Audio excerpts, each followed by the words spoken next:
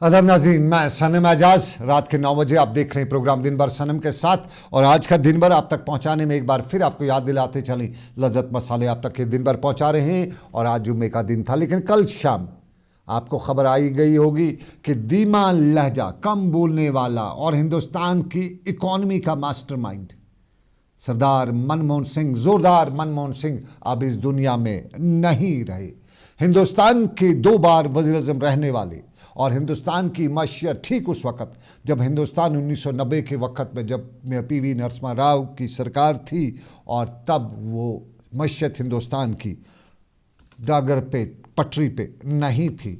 और उस वक़्त रिज़र्व बैंक ऑफ इंडिया के गवर्नर मनमोहन सिंह जब वज़ीर ख़जाना बने तो उसके बाद प्राइवेटाइजेशन को एक अहमियत, एक प्रायोरिटी देते हुए हिंदुस्तान की पटरी पर मनमोहन सिंह ला के रहे।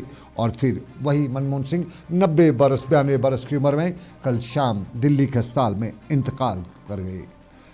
कौमी सतह पर उनके इंतकाल पर 7 रोज़ा शोक का ऐलान भी किया गया, वहीं जिस दौरान कौमी परचम सरंगू भी रहेगा। मनमोहन सिंह की आखिरी रसूमात पूरे सरकारी एजाज़ के साथ अदा की जाएंगी और आज सभी जो सरकारी प्रोग्राम थे वो भी मनसूख किए गए। मुल्क के सबसे कामयाब तरीन वज़ीर आज़म में शुमार किए जाने वाले मनमोहन सिंह कल शाम को अचानक बेहोश होने के बाद उन्हें इमरजेंसी हॉस्पिटल ले जाया गया, जहां वो जानबर ना हो सके। मनमोहन सिंह के इंतकाल पर सदर जमहूरिया हिंद से लेकर वज़ीर-ए-आज़म नरेंद्र मोदी, अपोजिशन और कांग्रेस के लीडर राहुल गांधी और समाजी और खेल से जुड़ी या यूं कहें हर मकतबा हाई फिक्र के लोगों ने उन्हें शानदार अल्फाज में खिराज अकीदत अदा भी किया गया। उनकी आखिरी रसूमात कल सुबह दिल्ली में शक्ति स्थल के करीब अदा की जाएंगी, जहां 21 तोपों की सलामी भी दी जाएगी। वज़ीर-ए-आज़म नरेंद्र मोदी ने अपने वीडियो पैगाम में मनमोहन सिंह को एक ईमानदार, एक अजीम माहिर माशियात और एक रहनुमा के तौर पर बताते हुए बताया कि उनकी खिदमत को हमेशा याद रखा जाएगा। माहिर माशियात की हैसियत से उन्होंने मुल्क के लिए जो खिदमत अंजाम दी हैं और एक मुश्किल तरीन वक़्त के दौरान उन्होंने RBI के गवर्नर के तौर पर जो खिदमत अंजाम दी हैं, जब वो साहब के वज़ीर-ए-आज़म पीवी नरसिम्हा राव की काबीना में वज़ीर ख़जाना थे, उन्होंने माशी बहरान से दो चार मुल्क की मईशत को एक नई डगर पे ला खड़ा किया। वज़ीर-ए-आज़म का ख़ता बयान। पूर्व प्रधानमंत्री डॉक्टर मनमोहन सिंह जी के निधन ने हम सभी के हृदय को गहरी पीड़ा पहुंचाई है। उनका जाना एक राष्ट्र के रूप में भी हमारे लिए बहुत बड़ी क्षति है। विभाजन के उस दौर में बहुत कुछ खोकर भारत आना और यहां जीवन के हर क्षेत्र में उपलब्धियां हासिल करना, ये सामान्य बात नहीं है। अभावों और संघर्षों से ऊपर उठकर कैसे ऊंचाइयों को हासिल किया जा सकता है, उनका जीवन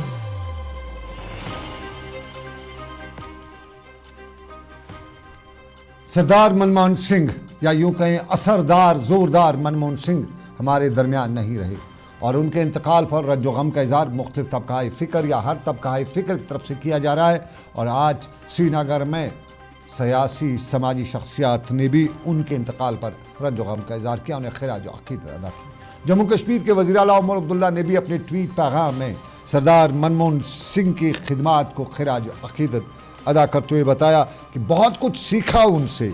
उन्हें ट्विटर पर लिखा कि बहुत अफसोस हुआ उनका सुन के और उनसे बातचीत के और उनसे सीखने के कई मौके मिले हैं। वो वाकई में एक दानिश्वर थे, एक माहिर थे, इक़्तिसादियात थे और सबसे बढ़ के वो एक मुकम्मल और शरीफ इंसान थे। उन्होंने लिखा कि हिंदुस्तान ने अपना एक अजीम बेटा खोया। ये उमर अब्दुल्ला की आज के ट्विटर पर उनके तय खिराज अक़ीदत थी। लेकिन महबूबा मुफ्ती मैदान में आ गई और महबूबा मुफ्ती ने तो बाज़ाब्ता तौर पे मीडिया इंटरेक्शन किया और महबूबा मुफ्ती ने मनमोहन सिंह को याद करते हुए जम्मू कश्मीर के तय उनके खिदमात या जम्मू कश्मीर के तय उनके ताल्लुकात को भी याद किया और उन्हें एक अजीम लीडर करार देते उन्हें बताया कि 1984 के फसादात पर माफ़ी अगर दुनिया में किसी ने मांगी है हिंदुस्तान में तो वज़ीर-ए-आज़म थे। आज महबूबा मुफ्ती ने कहा वो बोलते कम ज़रूर थे लेकिन काम करते थे और ज़्यादा करते थे। तो उन जैसा नरम तबीयत इंसान उन्होंने महबूबा मुफ्ती ने बताया कि उन्होंने कभी नहीं देखा, पूरी ज़िंदगी में नहीं देखा। और उनके दौर इक़्तिदार में हिंदुस्तान में कोई फसाद नहीं हुआ और मुल्क में जितनी भी बड़ी स्कीमों की शुरुआत है मनमोहन कर सकते थे, मनमोहन तरीके से ही की। और जो कुछ भी काम जम्मू कश्मीर के रिलेटेड हुआ या आज हो रहा है, देन मनमोहन की है। और कश्मीर के तय मुखलिस थे मनमोहन सिंह। बनने के बाद जिस तरह उन्होंने इस मुल्क में, मतलब मुझे तो हैरानगी होती, कोई ये बात नहीं करता। 10 साल वो इस मुल्क के वजीर आजम रहे पर एक जगह कोई कम्युनल राइट नहीं हुआ। मतलब आज तो कोई दिन ही नहीं गुजरता है जब कहीं ना कहीं किसी न किसी को लिंच ना किया जाए, किसी न किसी कश्मीरी शॉल वाले को पीटा ना जाए, कहीं ना कहीं कुछ कहीं कोई मस्जिद को तोड़ के नीचे कुछ और ढूंढा ना जाए। तो मगर वो देखिए वो 10 साल ऐसे रहे कि कहीं भी हमें फिरका वाराना फसादात, कोई फसादात नहीं हुए। ये उनकी मुझे लगता है सबसे बड़ी देन थी इस मुल्क को। और उसके अलावा डॉक्टर मनमोहन सिंह जी वजीर आजम बनते हुए जो 84 में राइट्स हुए थे, जिसमें हमारे सरदार भाई, हमारी बहनें, हमारे बच्चे उन राइट्स में हलाक हो गए, मार दिया गया उनको। और उन्होंने जुर्रत करके माफ़ी मांग ली। कौन मांगता है माफ़ी? यहाँ तो बहुत 84 के बाद बहुत सारे दंगे हुए, बहुत सारे लोग मारे गए। माफ़ी मांगना तो दूर की बात है, वो तो उसका इकबाल जुर्म भी नहीं करना चाहते हैं। तो मैं समझती हूँ इतनी बड़ी हस्ती।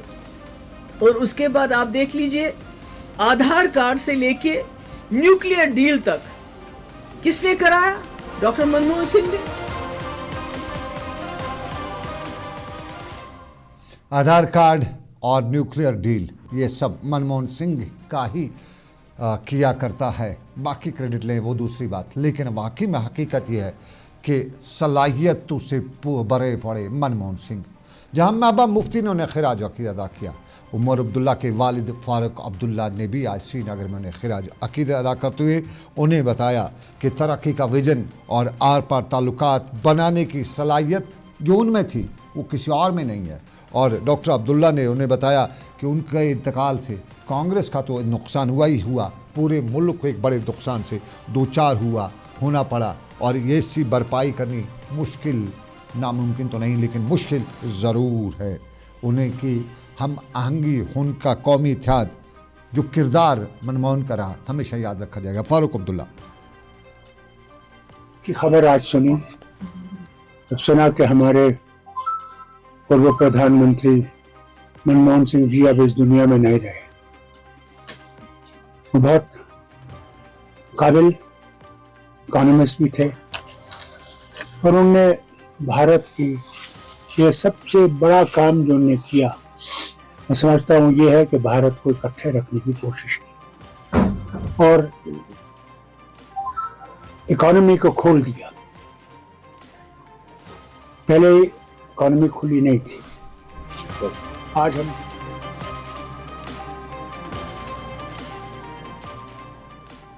Farooq Abdullah main stream leader. लेकिन फारूक अब्दुल्ला के साथ साथ जो सेपरेटिस्ट लीडर्स की मुलाकात जो रही मनमोहन सिंह के साथ, जो बातचीत रही, वो भी सभी को याद है।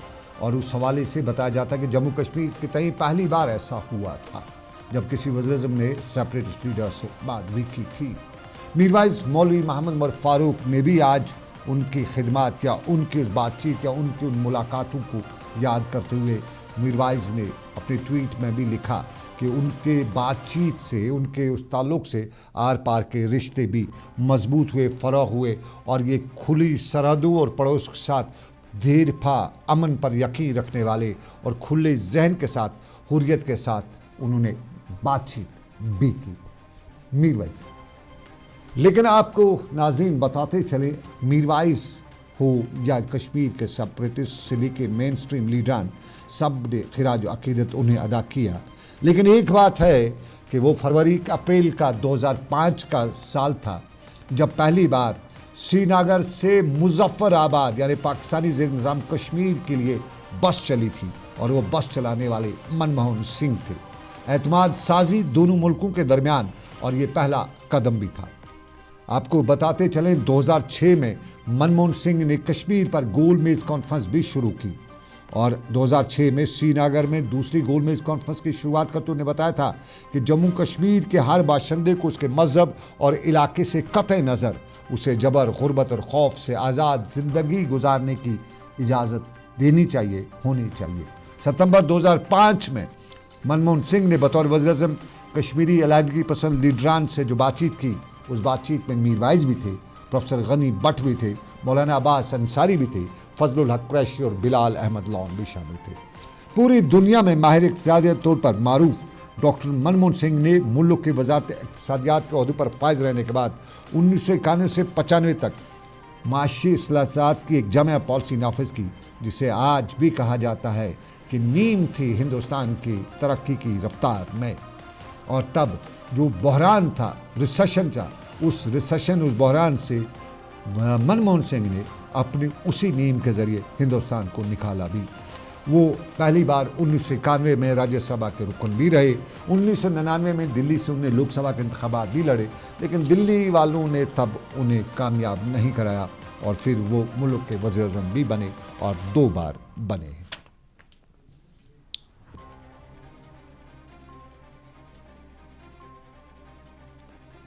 देख रहे हैं आप प्रोग्राम दिन भर सनम के साथ। एक छोटा सा तिजारती वक्फा लेंगे, ब्रेक के बाद वापस हाजिर होंगे।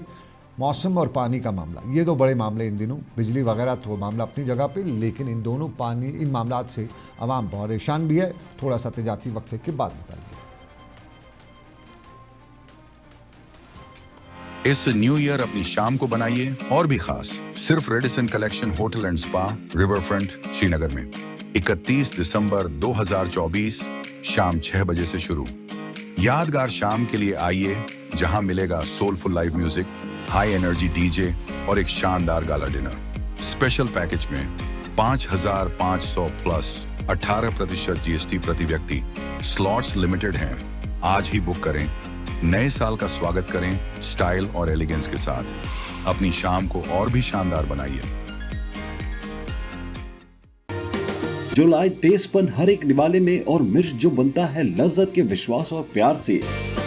लज्जत का रेड चिली पाउडर जो लाए हर जायके में एक गजब सा तीखापन और बढ़ाए खाने का स्वाद दुगना। आज ही ले आइए लज्जत का रेड चिली पाउडर। कश्मीर की वादियां और भी खूबसूरत लगती हैं जब हाथों में होता है प्याला ब्लैक मस्ती चाय का। ताजगी ऐसी कि हर लबों पे मुस्कान लाए, कड़क इतनी कि हर सुबह बेहतर नहीं बेहतरीन हो जाए। कश्मीर के असली चाय के दीवाने पीते हैं सिर्फ ब्लैक मस्ती चाय, आप भी पीजिए। हल्दी जिसकी महक और जिसके पीलेपन की चमक लाते हैं खेतों से सीधा आपके घर। लज्जत का हल्दी पाउडर जो बनता है बेहतरीन कूलिंग ग्राइंडिंग प्रोसेस से, जिसके खाने में जाते ही लोग उंगलियां चाट जाए। सुनहरा जैसे लज्जत और आपका अटूट विश्वास। लज्जत का हल्दी पाउडर। बाथरूम की पाइप हो तो परेशानी, किचन की पाइप ब्लॉक हो तो परेशानी, ड्रेन भराई हो तो परेशानी, लेकिन अब हर परेशानी को करें बाय बाय। श्योरेट का ड्रेन क्लीनर अपने घर लाएं जो करे बाथरूम, किचन और ड्रेन की पूरी सफाई और दे आपको हर परेशानी से बड़ी राहत। श्योरेट drain cleaner, surety for super hygiene. मटन तो है सबकी फेवरेट और यही मटन जब बनती है लज्जत के मीट मसाला के साथ तो मीट का स्वाद लगे जायकेदार हर बार और बढ़ाए लज्जत से आपका प्यार। आज ही ले आइए लज्जत का मीट मसाला।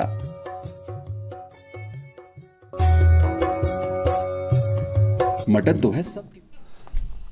खुश आमदीद आपका तिजारती वक्फे के बाद। सनम एजाज उम्मीद देख रहे हैं आप दिन भर सनम के साथ और दिन भर में आप दिन भर आप तक पहुंचाने में हमारे साथ ताउन कर रहे हैं लज्जत मसाले। और दिन भर में अब ज़रा सूरत हाल, उम्मीदें बराई हैं, उम्मीदें दुआएं कबूल हुई हैं और आज बर्फबारी भी हुई है। इस बर्फबारी ना होने की वजह से बड़ी खुनकी थी, बीमारियां थी, डॉक्टर्स भी बता रहे थे, दूसरे लोग बता रहे थे एहतियात करिएगा। लेकिन आज बाद दोपहर ये तस्वीर शहर श्रीनगर की, जहां बर्फबारी हुई, हल्की फुल्की बर्फबारी हुई और इस हल्की फुल्की बर्फबारी से मज़ा ही मज़ा था। सयाहों को, गैर रियासतियों के लिए मज़ा ही मज़ा, हमारे लिए भी उम्मीद।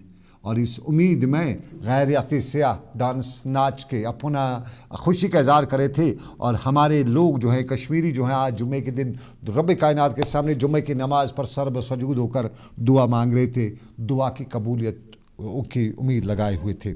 लेकिन इस ठठरती सर्दी में बहुत सी परेशानियां थी। अब ये तस्वीर जो है, ये पहलगाम की या गुलमर्ग की तस्वीर हो सकती है, श्रीनगर की तस्वीर है। और श्रीनगर की तस्वीर में आप ये बुलवार्ड के आसपास के इलाके देख रहे हैं। बिल्कुल ये बुलवार्ड के इलाके हैं और यहाँ पे बिल्कुल ये हवाई अड्डे की तस्वीर हैं, ये लाल चौक की तस्वीर हो सकती है। और इन तस्वीर में आप देख रहे हैं कि कश्मीर के खूबसूरत नज़ारे, और इन नज़ारों के बाद वादी कश्मीर में उम्मीद जो है 4 इंच 5 इंच 6 इंच कहीं कहीं बर्फ़ पड़ी है। और नॉर्थ से लेकर साउथ तक इस बर्फबारी ने लोगों को राहत दी है। लेकिन MLA राजपुरा गुलाम मोहिउद्दीन मीर ने आज इस बर्फबारी से के दौरान आवाम के लिए ठोस इकदाम उठाने की मांग भी की। पिछले 24 घंटों में पानी की कनेक्शन की बात हो रही थी, सरकार बता रही है हर घर नल। लेकिन अगर सरकार को जगहों पे हर घर नल पहुंचाने में कामयाब तो हुई है, लेकिन ज़मीनी हक़ाइक़ ये है कि आज MLA साहब भी बोले कि उनके घर में भी पानी नहीं आ रहा है। और ये पानी जो है, सब पीने का साफ़ पानी जो है वो नहीं आ रहा है। और इसके लिए आवाम की जो मुश्किलात हैं, मसाइल हैं, वो बहुत ज़्यादा हैं। पुलवामा राजपुरा के MLA ने आज बताया कि हर घर नल तो ठीक है, लेकिन कहाँ है नल, ये उन्होंने सवाल उठाया। लेकिन इस बर्फबारी के दौरान आग लगने के वाक़ात भी पेश आए हैं। दौरान शब चौकीबल हंदवा कुपवाड़ा का मारसरी का गांव, ये कुपवाड़ा के चौकीबल बाज़ार से करीबन 4 किलोमीटर दूर छोटा सा गांव है। वहाँ पे आग की एक हौलनाक वारदात आई है और 3 रिहायशी मकान जो हैं इस आग के नज़र हुए हैं। और यहाँ पे ये जो मारसरी का इलाका है, ये एक मकान से आग नमूदार हुई और इसके बाद इसने 2 दवाखानों को भी अपनी लपेट में लिया। नज़दीकी जो फायर स्टेशन है वहाँ से, क्रालपुरा जो है, वहाँ से फायर एंड इमरजेंसी सर्विस के लोग भी पहुँचे, लेकिन आग पे काबू पाया गया। ताहम यहाँ पर भी आग की लगने की वजह यही बताई गई कि शॉर्ट सर्किट था, यानी कहीं न कहीं आग लगने का वाक़ा जो है वो बिजली की तारों की वजह से और उसमें गफलत शारी की वजह से है। इधर गांदरबल के वसन के इलाके में भी आग की एक वारदात में एक रिहायशी मकान जो है वो खाकस्तर हुआ है। और फिर यहाँ ये जो आग है इसके ने पूरे मकान को अपनी लपेट में लिया और फायर एंड इमरजेंसी सर्विस की कार्रवाई की वजह से इस आग को रोकने में कामयाबी भी हासिल की गई। ये आग की बात, लेकिन आपको नाज़रीन बताते चलें कि 13 जनवरी जम्मू कश्मीर में मुलाजमीन अब कमर बांध चुके हैं और एम्प्लॉयज़ जॉइंट कंसल्टेटिव कमेटी की तरफ से शाम गए आज बताया गया कि 13 जनवरी को बाज़ाब्ता तौर पे सरकार के ख़िलाफ़ अपने मुतालबात को लेकर एक बड़े मुजाहरे का वो प्लान कर रही है। तो देखते हैं सरकार इस मुजाहरे को भी कितना बर्दाश्त कर पाती है, सवाल ये भी रहेगा। लेकिन चलते चलते हंदवाड़ा का विलगाम का पुलिस स्टेशन, जहां आज अवाम और पुलिस के दरमियान एतमाद को बहाल करने और ज़्यादा बढ़ाने के लिए एक पुलिस पब्लिक मेले का एहतमाम या इवेंट का एहतमाम किया गया था, जिसमें इलाके के मुअज़्ज़िन शिरकत की, पुलिस के अफसरान भी यहाँ मौजूद रहे और आपस में गुफ्तगू शनीद के बाद आपस में मसाइल जो हैं उन पर तबादला ख्याल किया गया। खाकी और अवाम के बीच जो दूरियाँ हैं उनको कम करने में ये जो पब्लिक दरबार हैं बड़े फ़ायदेमंद, बड़े कामयाब हो रहे हैं। देख रहे थे आप प्रोग्राम दिन भर लज़्ज़त मसालों की वजह से। आज के इस प्रोग्राम में बस इतना ही। मुझे दीजिए इजाज़त, रखिए अपना ख्याल। अल्लाह हाफ़िज़, शब खैर।